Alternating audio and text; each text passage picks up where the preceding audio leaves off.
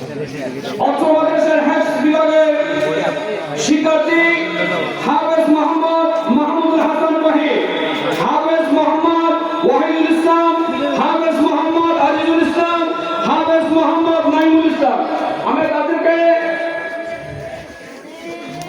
দস্তানে ফজিলত পড়িয়ে দেওয়ার জন্য হাজির আছি।